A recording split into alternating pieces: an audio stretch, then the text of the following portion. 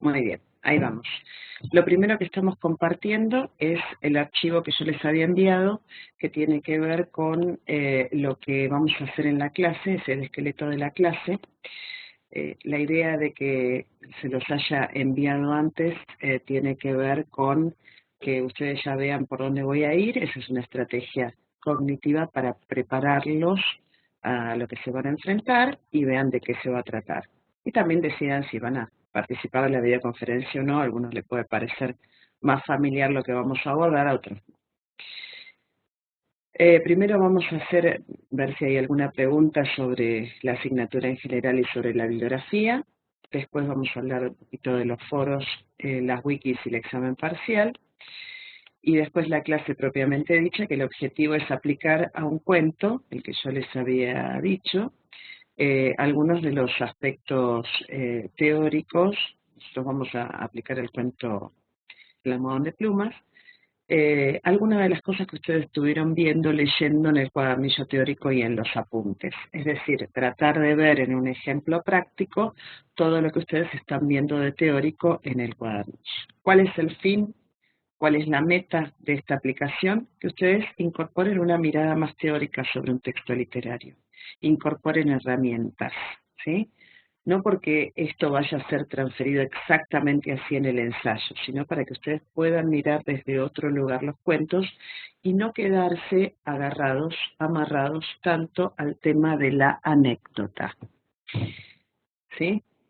Salir un poco de lo que es la historia propiamente dicha y pasar a lo discursivo, a las estrategias de armado del cuento. Dentro de los contenidos teóricos que estoy compartiendo en el archivo que les había enviado, tenemos el género, por supuesto el género narrativo, la especie de cuento literario y las diferencias con el cuento popular, las poéticas de Poe y de Quiroga, la distinción del cuento de otras formas narrativas, relato, leyenda, fábula, cuento poemático, crónica, etc. Orientarlos hacia dónde están los contenidos de este análisis literario en el cuadernillo, que es una guía que tienen que tener presente, y a partir de esa guía hablar sobre el cuento de historia y discurso, trama y estructura, narrador. El tipo de narrador, hay un cuadro con solo los narradores básicos, que es lo que se ve en literatura 1, los narradores básicos de primera y tercera persona. Cualquier otro entrecruzamiento o combinación los vamos a ver en literatura 2. La idea es acotar también la realidad representada, contenidos del espacio y del tiempo. Ahí voy yo, caracterizar los personajes, los valores estéticos, es todo lo que dice la guía del cuadernillo, ¿no? Y por último, aplicar un poquito el esquema funcional de Barthes, que también está en la bibliografía adicional. Esperen que entro a literatura 1 y comparto mi pantalla para que puedan ver dónde está. Voy a compartir pantalla, denme un segundo.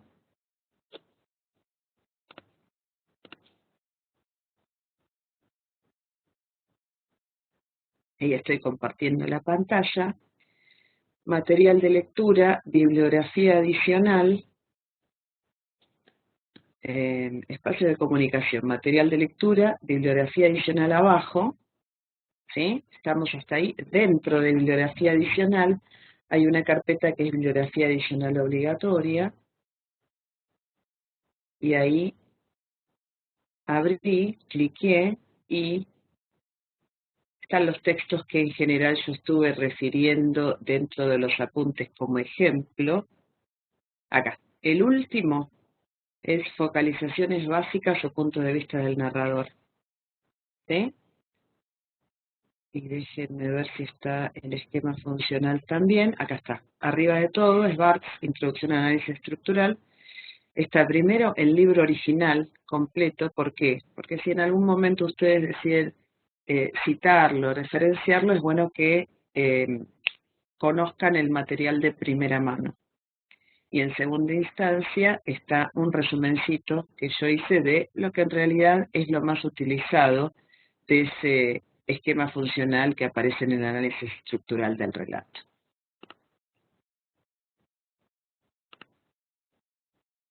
Ahí está.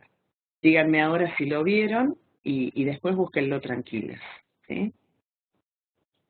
Eso queda igual, ok. Eso queda igual en la plataforma, ustedes la van a poder ver y bajar lo que necesiten.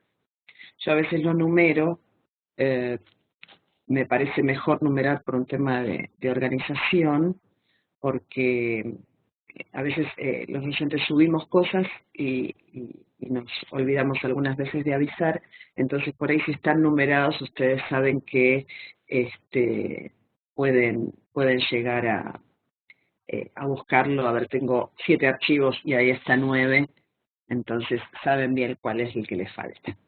Silvia, bienvenida. Te voy a mostrar una cosita. Fíjate que, como dice acá, estoy mostrando en la pantalla, tenés que poner a todos en el chat. Enviar a todos. ¿Sí? Fíjate si lo puedes cambiar, así no me posteas a mí solo. No me mensajeas a mí solo. Muy bien. Vamos entonces con la primera parte, que va a consistir en aplicar los contenidos teóricos que hemos visto hasta el momento con el almohadón de plumas. Ahora está bien, Silvia, perfecto. Primero, díganme si releyeron el cuento. Es súper conocido, por eso elegí porque aunque no tuvieran tiempo de releerlo, es de un popular, un clásico de la escuela primaria, media, siempre se lee. Pero si no lo habían leído, era bueno releerlo. Perfecto, todas lo conocen. Muy bien. Primero, vamos a partir de qué es el género narrativo, que es el género que está, acá dice Silvia que lo leyó de chica, sí, y además impresiona bastante. Yo recuerdo la primera vez que lo leí y tiene como una impresión, ¿no? Es uno de esos cuentos que deja una impresión, pero ahora es bueno mirarlo justamente, no desde la anécdota, que por ahí lo que más impresiona es el tema de, uy, sí, había un bicho en el almohadón, que es con lo que se queda, ¿no? Uno en la primaria cuando lo lee, Vicky dice que traumada, tal cual. Eh, esa impresión que deja, abordar el texto, que es sumamente rico desde lo discursivo, que es lo que voy a intentar hacer ahora, y cuál es un texto muy transitado. Podemos leer en miles de posts un montón de cosas. La idea es justamente ver en función y acotar desde lo que nosotros estuvimos viendo en el cuaderno.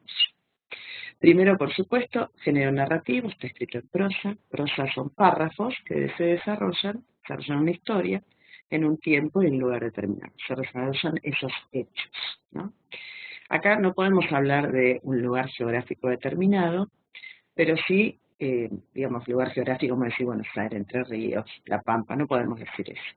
Pero sí hay un interés muy especial en mostrar este espacio íntimo de la casa, que después vamos a abordar por qué se la muestra de determinada manera.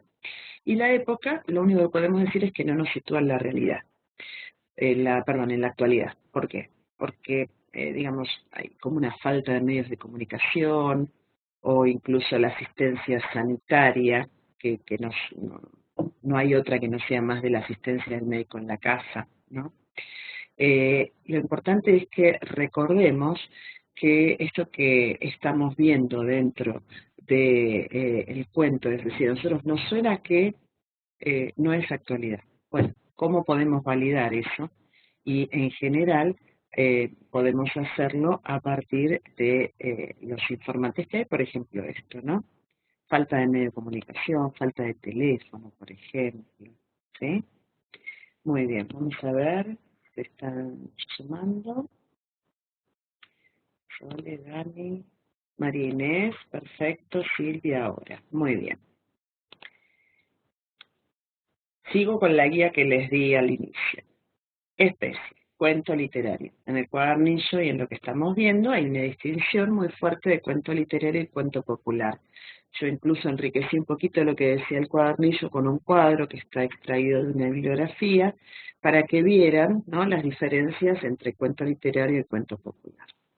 El cuento popular es más folclórico, oral y esquemático, si bien después los diversos recopiladores lo han pasado a la lengua escrita.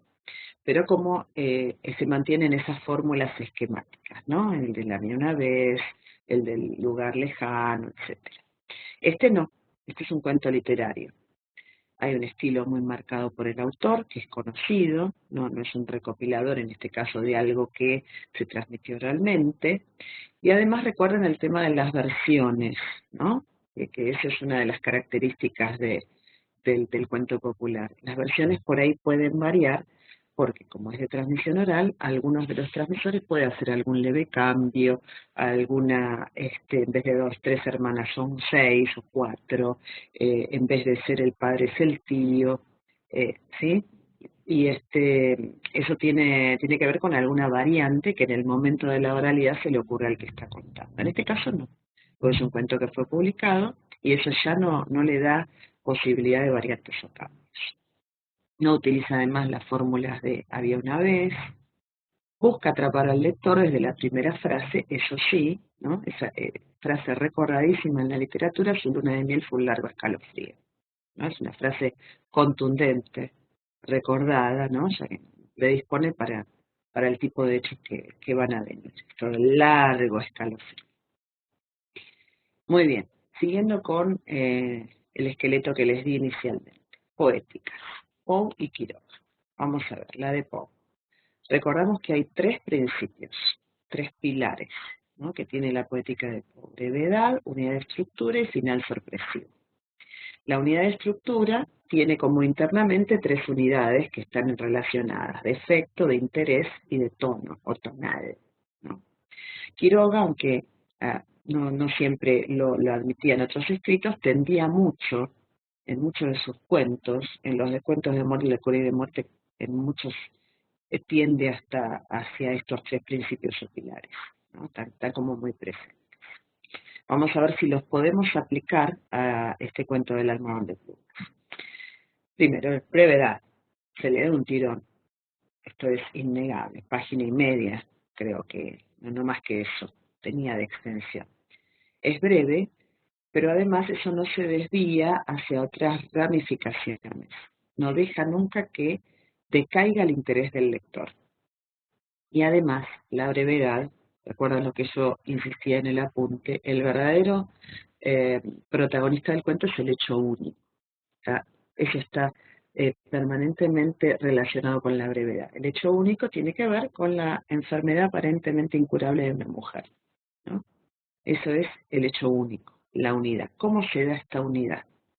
Habíamos dicho que la unidad tenía, la unidad de estructura está dada por unidad de efecto, de interés y de tono.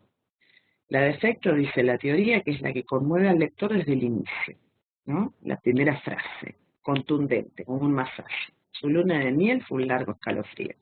Eso ya nos predispone primero para lo que va a venir después, ¿no? Lo del largo escalofrío. Ya nos orienta la lectura hacia un lugar.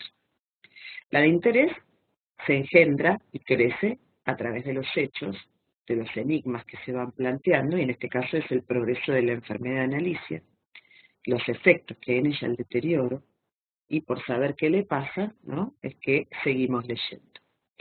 La unidad tonal, esta por ahí es la más inasible, son las notas emocionales que tiene el cuento, es lo más difícil por ahí de traer a las palabras, porque hay como un ambiente, un tono, una atmósfera, que se da desde el escalofrío inicial, ¿no? Que esto después también voy a retomar, que para Quiroga el escalofrío, que es la primera frase, es tan importante, las primeras frases como las últimas, ¿no? Y este escalofrío va a recorrer como un hilo conductor todo el cuento, porque fíjense que habla, no sé, de la blancura del patio silencioso, habla de frisos, columnas, estatuas de mármol, ¿no?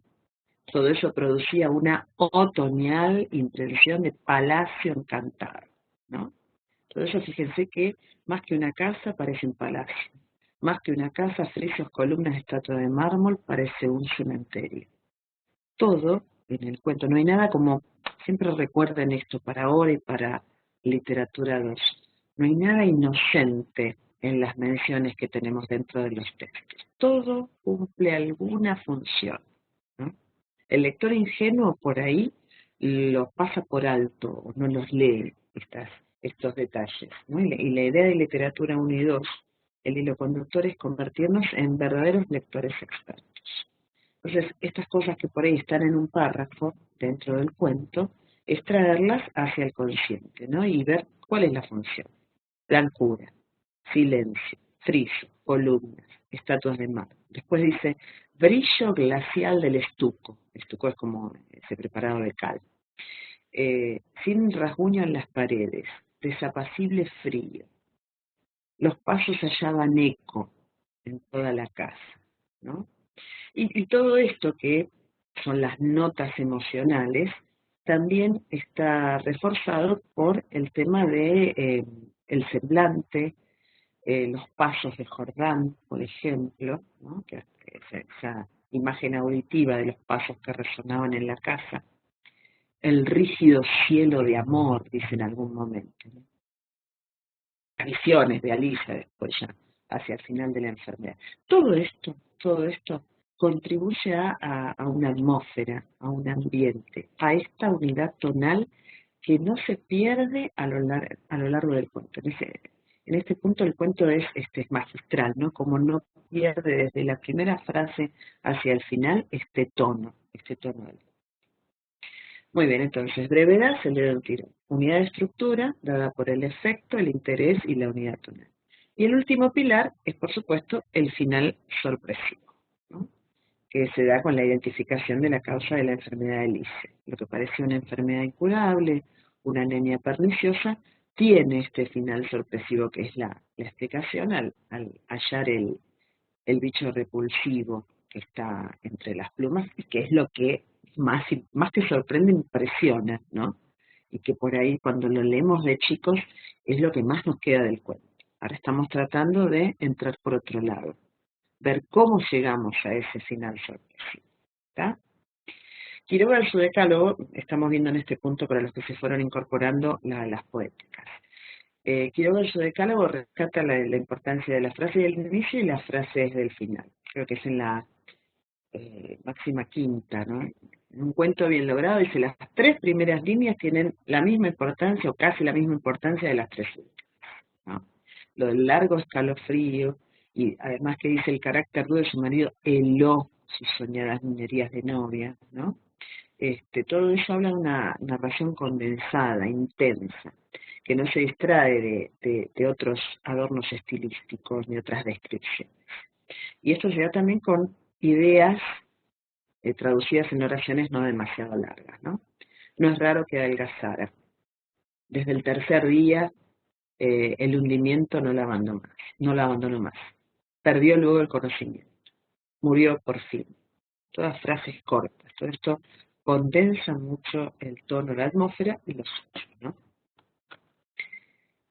La frase del final, bueno, también es contundente, ¿no? Esto de la sangre humana le es particularmente favorable y no es raro hallarlos en los almohadones de pluma, ¿no?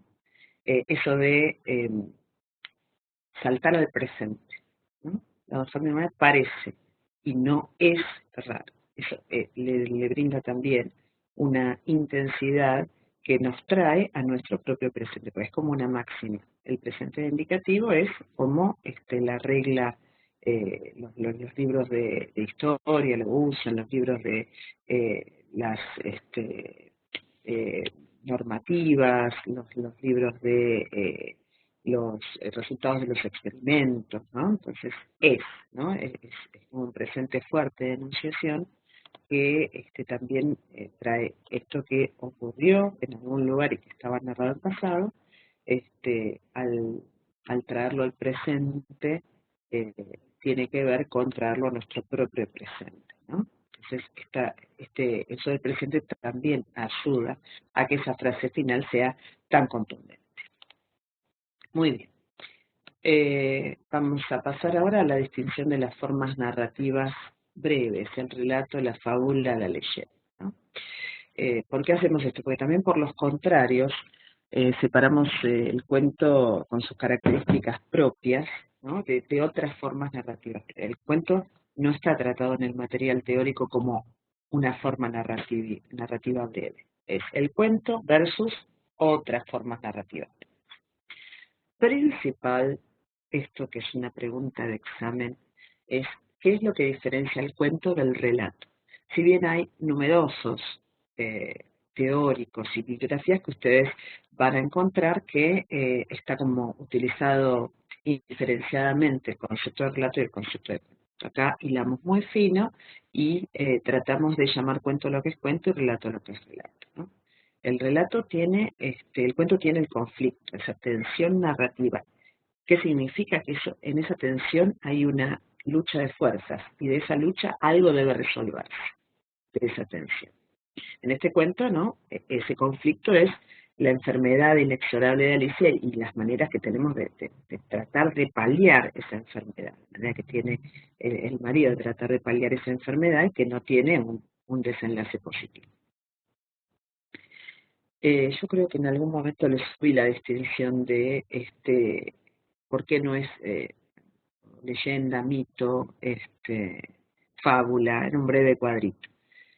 En la leyenda hay cierta intención de combinar elementos históricos y ficticios. Acá es, hola, hola, hola, hola, ¿se escucha?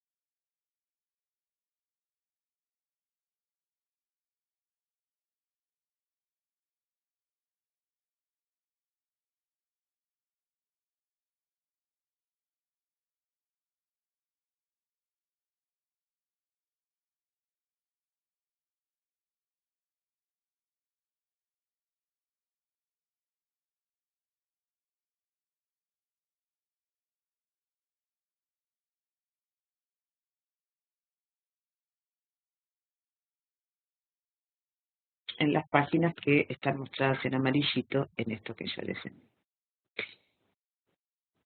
Sí, a veces, hola, algunos escuchan y bien, ¿qué tema eso? Sí, no tengo idea de por qué ocurre. Ojalá que se haya grabado. A mí no se me cortó la grabación, así que después traten de recuperarlo. Este, ¿Desde dónde? A ver si alguna me puede decir desde dónde, así retomo. Género narrativo, cuento literario, diferencias con el cuento popular, poética de Poe de Quiroga, fábula leyenda. Ah, perfecto. Estoy tranquila porque es el último cachito. Bien, perfecto. Decía, retomo desde ahí, por las dudas que tampoco se haya grabado, aunque creo que se grabó. Eh, Acordarse de que la leyenda tiene esta idea de combinar los elementos históricos y ficticios, por eso esto no es una leyenda, eh, porque no es una crónica, la crónica pone el acento en desarrollar cronológicamente los hechos, Primero se utiliza como las crónicas de viaje, después tiene otros usos más literarios como crónica de una muerte anunciada, pero es como la reconstrucción cronológica. No es un artículo de costumbres porque no se basa por ahí en un grupo social y en las características de ese grupo social. No es un cuento poemático porque no es que se centra en la exquisitez del lenguaje y deja de lado la anécdota, la historia en sí, aunque a veces en el cuento poemático puede ser muy breve, ¿sí? Lo importante que tienen que recordar es que el cuento tiene conflictos. Es una pregunta de examen. Tiene conflictos, es decir, tiene esas fuerzas que están luchando, esa tensión narrativa y esa tensión que debe resolverse, ¿no? Esa es la diferencia fundamental entre el cuento y las otras formas narrativas breves. ¿Bien? La bibliografía, el cuento no es una forma narrativa breve, es el cuento versus otras formas narrativas breves. ¿Está? Bien, antes de pasar a los contenidos de análisis literario, que es lo que está marcado en amarillito acá, vamos a aplicar algunos de sus aspectos, todos serían imposibles. Hasta acá, ¿alguna pregunta? ¿Algo para acotar? Menos mal que me avisaron.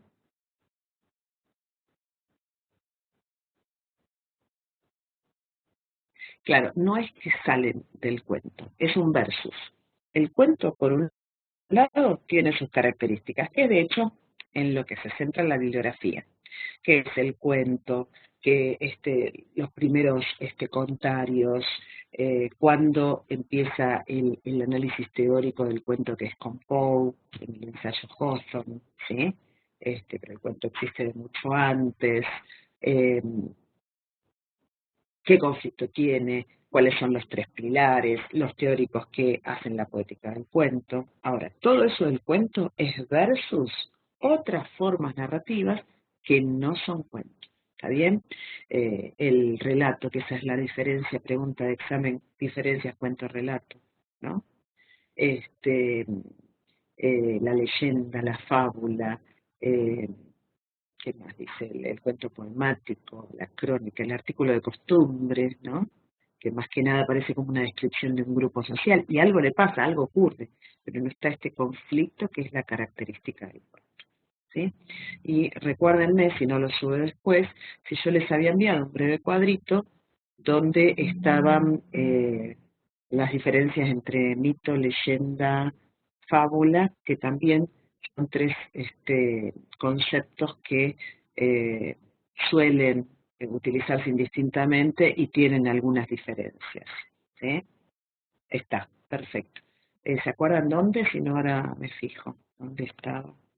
O si se los habían mandado, creo que se los mandé en un foro. Si no después, un día por el foro. Después lo que voy a hacer lo voy a subir a la bibliografía adicional obligatoria, tanto como para que lo tengan ahí, porque a veces en el foro está bien para la inmediatez, pero si justo ese día no lo bajaron, después por ahí se pierde. Así que después lo voy a subir ahí a bibliografía adicional obligatoria. Muy bien. Hay otra videoconferencia a las 11 con literatura 2, así que tengo que apurarme porque si no se corta intempestivamente no solo como ahora, sino la videoconferencia. Bien, en el cuadernillo, entonces, en el cuadernillo, fíjense, después, en estas páginas, hay un ejemplo de la adoración de los Reyes Magos de Manuel Mujica Lainez, está analizado, la página 104 a 109, y en la página 131 a 133 hay un esquema de todos esos puntos que fueron analizados en la adoración de los Reyes Magos. Es como una guía de análisis de cuentos. ¿Para qué está eso? Insisto con esto. No es porque ustedes en el ensayo vayan a tener que hacer eso, sino porque es un medio para que se aborden los cuentos más allá de lo que es la historia en sí, más allá de lo que es los hechos, sino centrándonos en lo discursivo. Hoy, ¿qué vamos a hacer entonces con el cuento? Este texto en cuestión, ¿no? Vamos a aplicar algunos de sus aspectos. del análisis literario. Historia y discurso, trama y estructura, narrador, ya les mostré dónde está la bibliografía adicional obligatoria, la realidad representada, los contenidos del tiempo y del espacio, es decir, las referencias de la época y de los lugares, los personajes y la clasificación que podemos hacer de ellos, los valores estéticos, ¿no? Eso es más bien personal, pero bueno, a mí solo da como una de las variables para analizar un texto. Y lo último que voy a aportar es el esquema funcional de Barthes, que también está en la bibliografía adicional. ¿Sí? Muy bien, vamos a poner desde el principio. Estamos viendo ahora. Ahí está. Historia y discurso. Historia y discurso. Antes de la interpretación, pero que colabora con ella, está en la etapa de la descripción del texto, ¿no? Entonces podríamos basarnos en estas nociones descriptivas básicas que retoman muchos teóricos estructuralistas, qué es la historia y qué es el discurso. Toman todo, más Barthes, toman varios. Hablan de la historia en la medida en que se evocan una serie de acontecimientos, ¿no? Es decir, los hechos. Extraemos, por ejemplo, de un cuento, la historia, los hechos, lo que ocurre, lo que pasa. El discurso es por ahí cómo estos acontecimientos son transmitidos por el narrador a su lector o narratario, como dice Juliet, ¿no? Es la manera artística de contar. El discurso entonces se centra en cuál fue el narrador, si hubo saltos temporales, cómo son los personajes elegidos para llevar a cabo esa historia, ¿sí? Genet habla incluso de un tercer componente, ¿no? Es decir, historia son los hechos, narración es lo más cercano al discurso, y el relato es el producto material, es decir, por ejemplo, el almohadón de plumas en el libro es el producto material, pero ese producto material se pudo haber trasladado a una película o también se pudo haber contado por medio de una historieta. Entonces, son los productos materiales que devienen acerca de este cuento que estamos leyendo. Es como que hay varios componentes, ¿no?, que tiene este texto. Para la historia, ¿cómo hacemos? En general, hacemos un argumento, ¿no?, que es el resumen de los hechos que conforman un texto. Narrar los hechos sintéticamente. ¿Para qué se suele hacer este resumen del argumento? Para reconocer la historia, ¿no? Que es lo básico. En este caso podemos decir brevemente, ¿no?, que es una pareja de recién casados que vive en una casa desapacible, fría, y durante el invierno Alicia, que es la mujer, enferma, se consulta a un médico, la enfermedad avanza sin posibilidades de mejoramiento, y ella muere. El final se remueve el almohadón en el que descansaba Alicia y aparece ese animal monstruoso que es el que le había succionado la sangre. Ven que yo en 4 renglones podría hablar de este argumento y dejé de lado todo lo otro, ¿no? Todo eso que hablábamos de lo tonal, el ambiente, la atmósfera, ¿no? Eso simplemente acá extraigo los hechos, ¿sí? Más abajo yo hablaba acerca de Barthes y de el esquema funcional. Él habla de que cada hecho es un núcleo narrativo, ¿no? El núcleo narrativo pertenece a este esquema funcional de Barthes y en general se enuncia la secuencia con oraciones unívocas, ¿no?, que es como la abstracción mayor, ¿no? Entonces, si yo quisiera hacer la secuencia narrativa con estas oraciones unimembres, sería frialdad en comunicación en una pareja de recién casados, enfermedad inexplicable de Alicia, la mujer, decaimiento creciente y muerte final de Alicia, descubrimiento del animal monstruoso que fue la causa de la muerte. ¿No? Fíjense como en 4 oraciones unimembres tengo los hechos. ¿Sí? Muy bien. Alguna póngame si se está escuchando y por favor, como recién avísenme a ver si se cortó, así no tengo que retomar desde antes. Se escucha, perfecto. Bien, ok. ¿Alguna pregunta? Por momentos mal. Bueno, voy a ver si subo un poquito el volumen.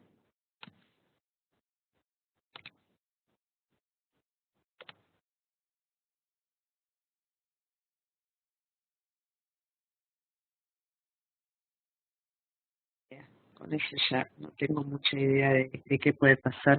A veces tiene que ver con la página. Bueno, voy a tratar de hablar más claro, a ver si eso ayuda. Muy bien, vamos a la trama. Trama y estructura. Tradicionalmente, ¿no? Es la división que se hace es la introducción, nudo y desenlace. ¿No? Nudo que incluye el conflicto y el clímax en ese orden. La división tentativa de introducción, nudo y desenlace, a veces las partes están muy apretadas y constituyen una unidad. Solo intentamos la segmentación para los fines del análisis. Es una división clásica, ¿no? En este cuento puede variar lo que encuentren con otra bibliografía, más o menos, grosso modo. La introducción, los 4 primeros párrafos del texto. ¿Por qué? La función, presentar. Situarnos en un espacio, en una dinámica de relaciones.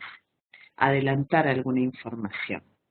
Acá principalmente está la presentación de la relación de los personajes, ¿no? Y la descripción de la casa fría, glacial, es como el marco para esa relación y para todo lo extraño que va a ocurrir. Por ejemplo, con respecto al inicio, en la página hay una llamada, creo que es la número 34 del cuadernillo, que dice: existen 3 maneras de comenzar una historia: ab ovo, in medias res, in extremas res. Es decir, ab ovo es desde el inicio, desde el huevo, desde el origen, ¿no?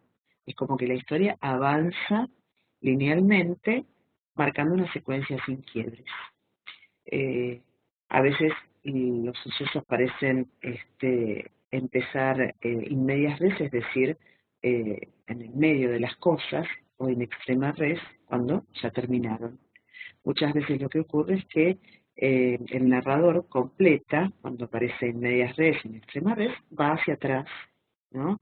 Que son saltos del pasado para recordar, ¿no? Esos saltos hacia el pasado se llaman analexis.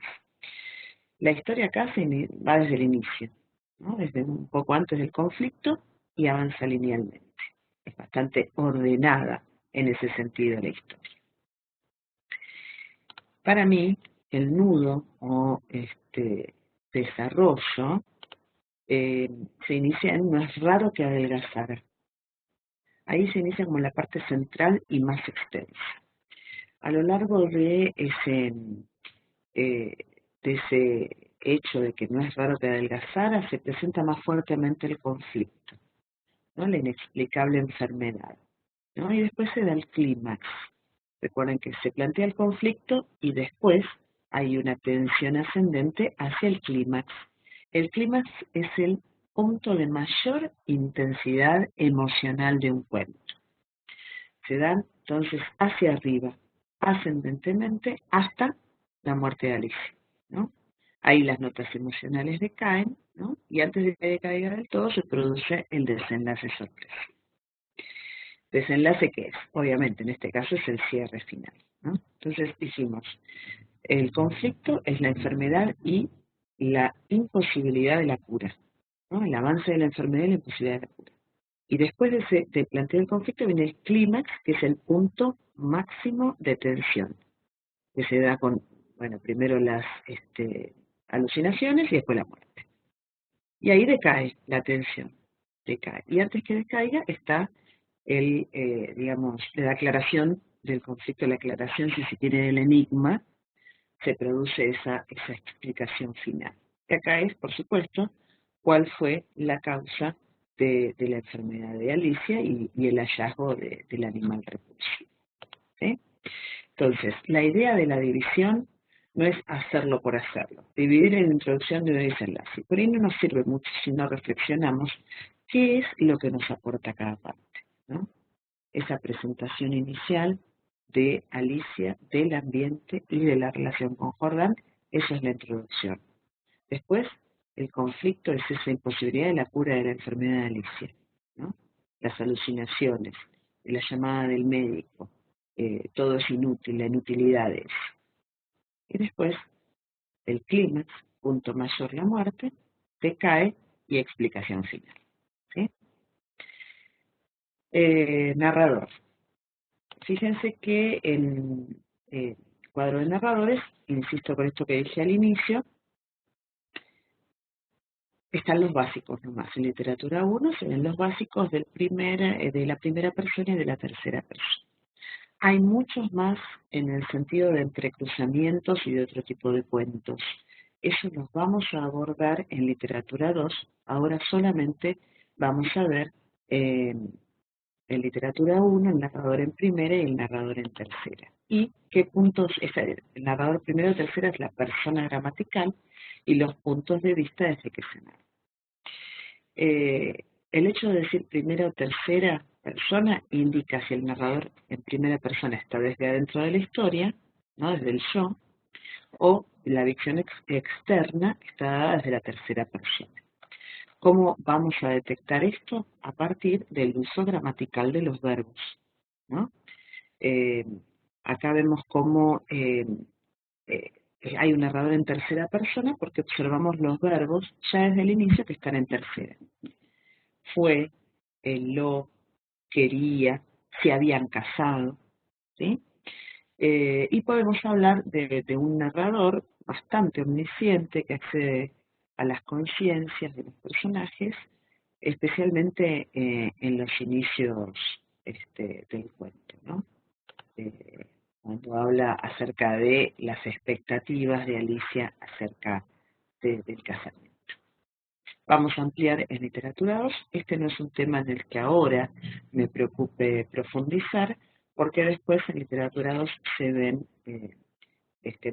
muchos ejemplos, algunos de esta primera y tercera persona para reforzar lo que estamos viendo ahora, y se ven otros entrecruzamientos y combinaciones. Estamos ahora en la realidad representada. Un poquito para que puedan ver. Referencias temporales y espaciales, ¿sí? Después los personajes, valores estéticos y el esquema funcional de valores. Referencia temporal. Acá dijimos que no hay menciones destacadas de la época, no dice transcurre la acción en el año 1920. Siempre hay como tiempos dentro del cuento, el cronológico, que es esto de que nos sitúa en un año o en un siglo determinado, y lo subjetivo, que tiene más que ver con las percepciones de los personajes. Acá podemos apuntar que se señala especialmente la época del año. Eso es lo importante acá, ¿no? Dice que se habían casado en abril, ¿no? Entonces durante 3 meses dice que marca la primera referencia temporal, nos ubica más o menos en julio, si suponemos que estamos en el hemisferio sur, de donde era, por supuesto, Horacio Quiroga. Entonces, en julio, invierno. Entonces, eso en cuanto al tiempo objetivo. Nos indica que sí. Se han casado en abril, habían pasado 3 meses en julio. Eso es lo objetivo. Ahora, lo subjetivo es lo que se intensifica con el invierno. Fíjense que volvemos a estas notas emocionales que no están puestas ingenuamente dentro del cuento. Si es invierno, se intensifica la frialdad, el frío, y la frialdad de la relación, y la frialdad de la casa, y ahí enganchamos con mausoleo, blanca, silenciosa, fría. Todo escalofriante. Todo es un ambiente gris, ¿no? De esto que podemos observar. Eso nos lleva al próximo punto, ¿no? que es la referencia espacial y que ahora voy a retomar.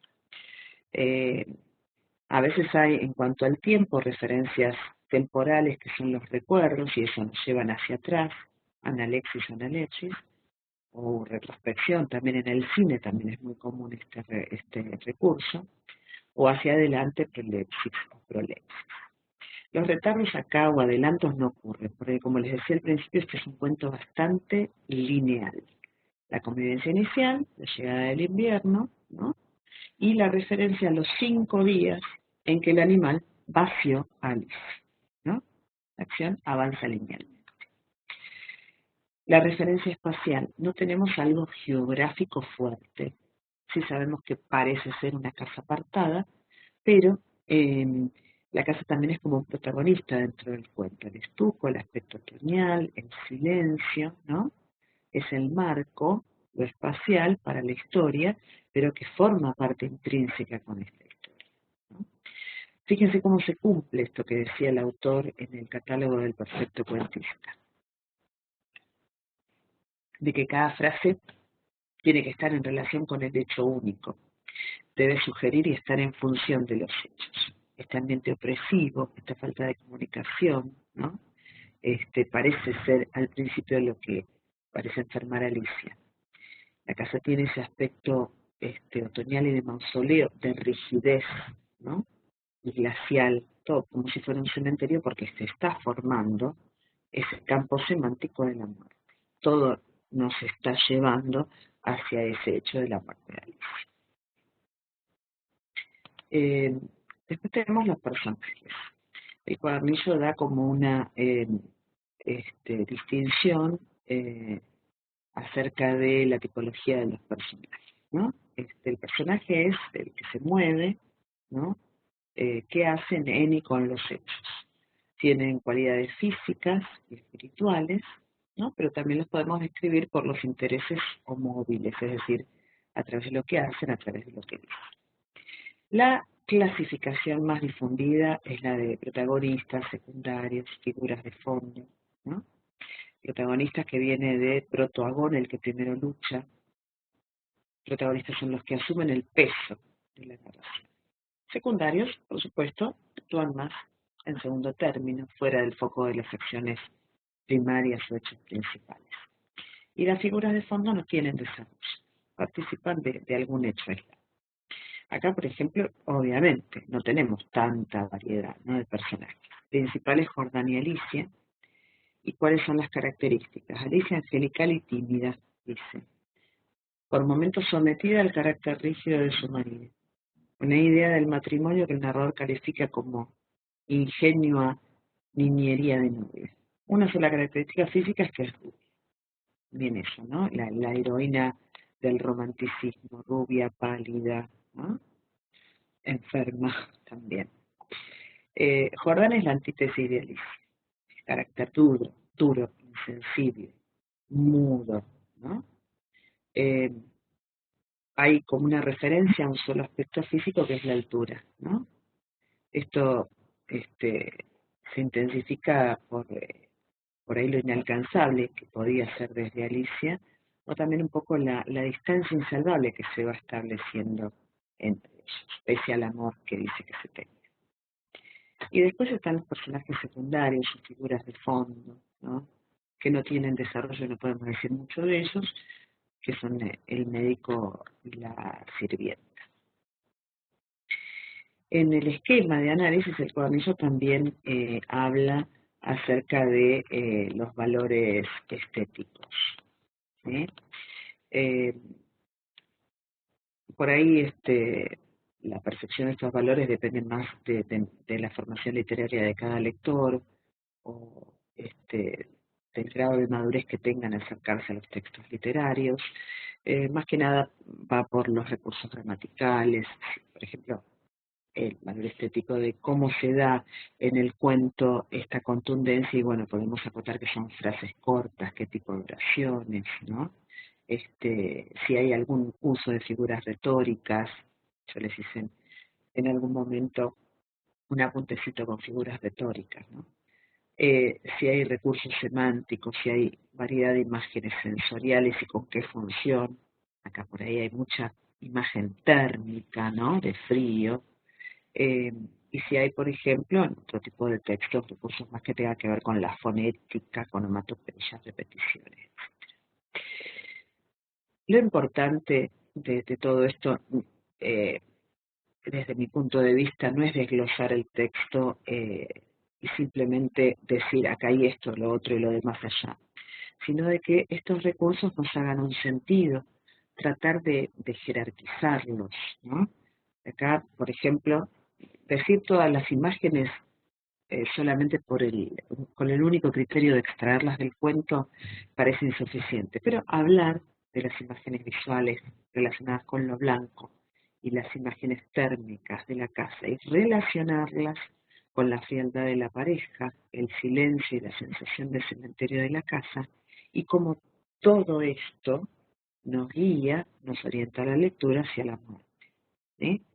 Entonces, con describirlo solamente es insuficiente. Ahora, si en nuestra lectura armamos y escribimos la interpretación de por qué esto está todo relacionado, resulta de mayor riqueza, ¿no?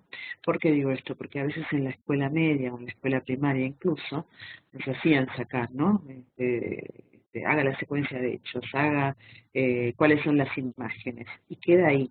Nosotros ya en esta etapa de lectores más entrenados tenemos que lograr, a través de la interpretación, lograr una lectura consistente que vaya condensando todos estos aspectos.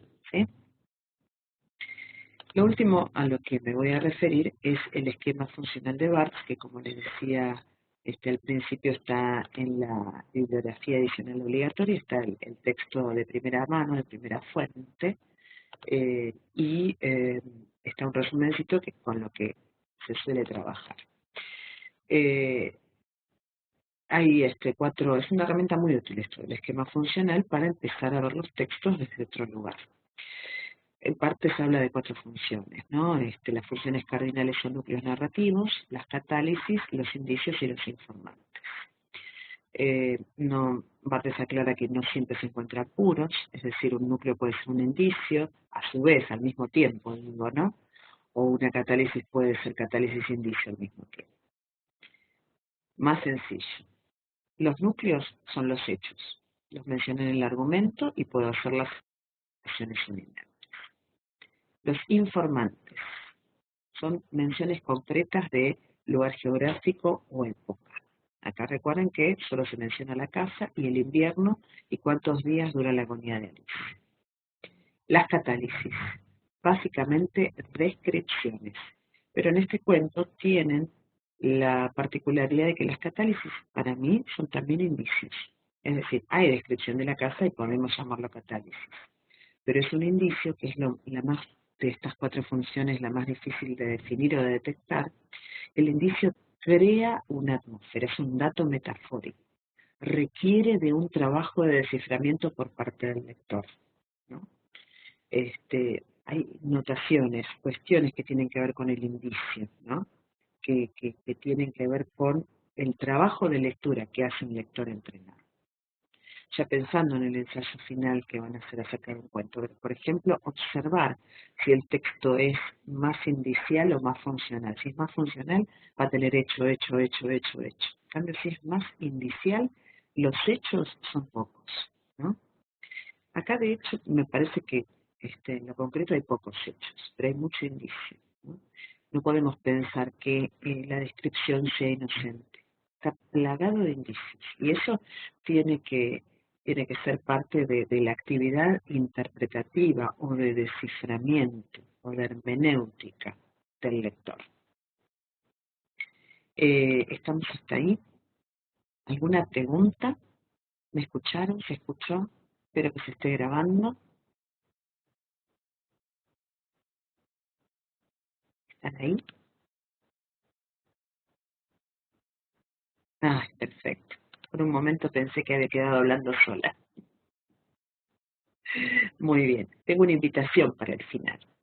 Creo que alguna chica ya me preguntó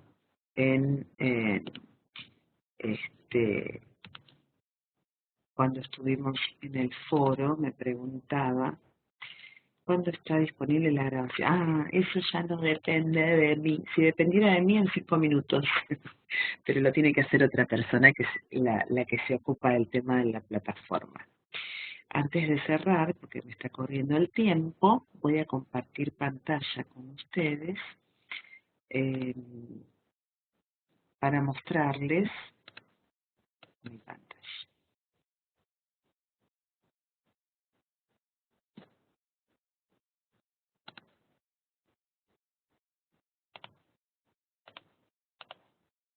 Ahí está.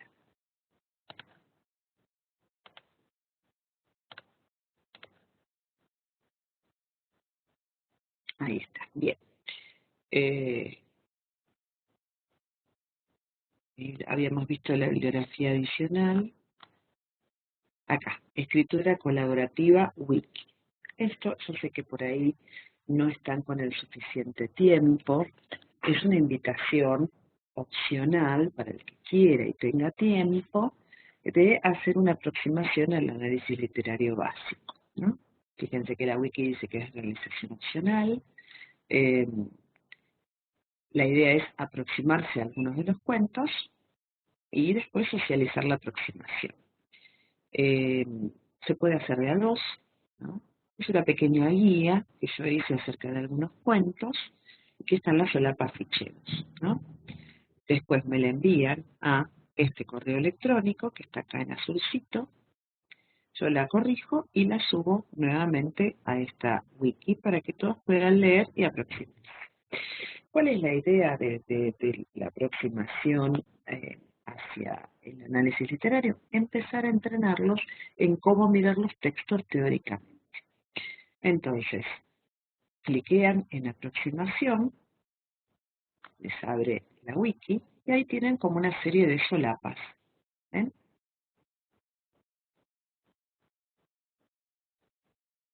Algunos ya se anotaron.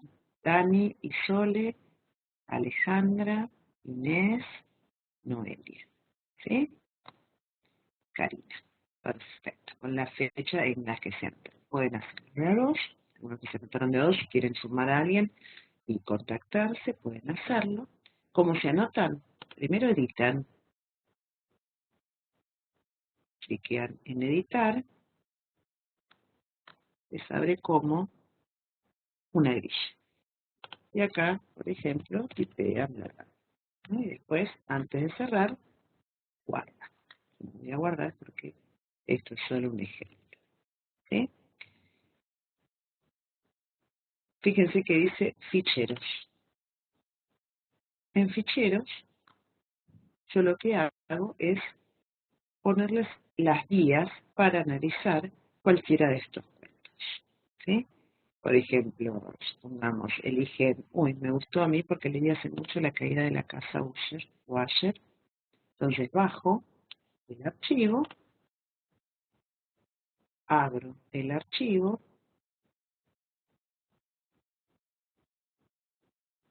puede tardar.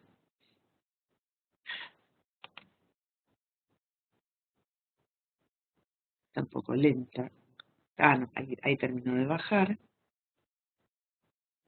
Y ahora va a abrir el archivo donde está, digamos, la sugerencia de lo que yo les digo que hagan con cada cuento. En algunos resalto algunas cosas, en otros otras. Si me hace caso se va a abrir el Word.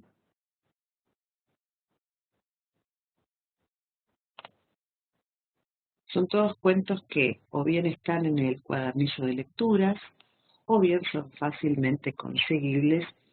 Todo, habrán visto, circula en esta gran biblioteca que es la web. Bueno, no me hace caso ahora de abrirse.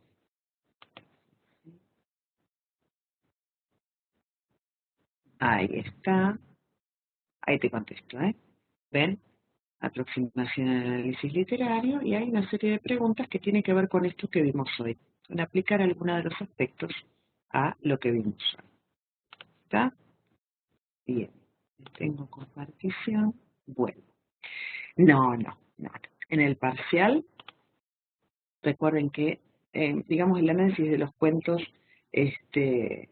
no entrar porque eso más que nada es algo que es un proceso, ¿no? Más que nada es todo lo teórico que estuvimos viendo hasta ahora, esta última parte, digamos, de análisis propiamente dicho, no entrar, ni es que les voy a preguntar de estos cuentos en particular, ni de este análisis que suban en particular. Sí, ojo, si alguno de estos cuentos estaba mencionado como ejemplificación dentro de alguno de los apuntes, eso sí, ¿no? Los que son de lectura obligatoria, puede ser que sí para el final. Fíjense que yo en algunas de las preguntas de examen sugiero, ¿no? Algunos de los cuentos, cómo se aplica tal cosa a tal o cual cuento. Ustedes siempre guíense por la lista de cuentos oficiales que están en el cronograma de inicio del cuatrimestre. ¿Sí? La literatura fantástica, sí, la literatura fantástica también entra en el parcial. Sí, en la ejercitación interactiva es muy parecido. Claro, Karina pregunta, cuando dice modalidad interactiva es que necesitamos estar conectados a internet las 2 horas. Mira, las 2 horas es con toda la furia, yo creo que les va a llevar menos de 2 horas. Creo que preguntas de desarrollo hay 3 o 4, el resto son de multiple choice. Tengan en cuenta que a veces no es una sola la respuesta correcta. Ojalá que puedan. Si no, saben que no hay problema, hay una instancia de recuperar. Son todas preguntas desde lo teórico y desde alguna aplicación, por ahí algún breve textito que les pongo ahí como para que apliquen algo de lo teórico. Es muy parecido, ojalá que hayan podido hacer las interactivas porque eso es lo que entrena para el tipo de parcial que estoy planteando. ¿Sí? Recuerden que aprueban con 4, no es tan difícil. Y además no es tan difícil por el hecho de que el hecho de hacerlo en casa o donde sea que estén, les permite tener abiertos todos los archivos que hayan leído, todos los cuentos, poder consultar el cuadernillo, un poquito más de 10 preguntas más. Sí. Bueno, chicas, me está corriendo el tiempo, son 10:59, en cualquier momento se corta la videoconferencia. Si igualmente en algún momento les surge otra duda, saben que me preguntan por el foro, por el mensaje privado o por mail personal y yo respondo a la brevedad. ¿Está bien? Tengan en cuenta que el parcial es el 5, pero después me tienen que dar unos días para corregir. Así que en la semana del 7 al 11 van a tener el resultado. ¿Sí? Buen fin de semana. Muchísimas gracias por haber venido. Y ojalá que la grabación esté para todos después. Así la pueden escuchar, volver a escuchar o escuchar por primera vez. Un abrazo para todos.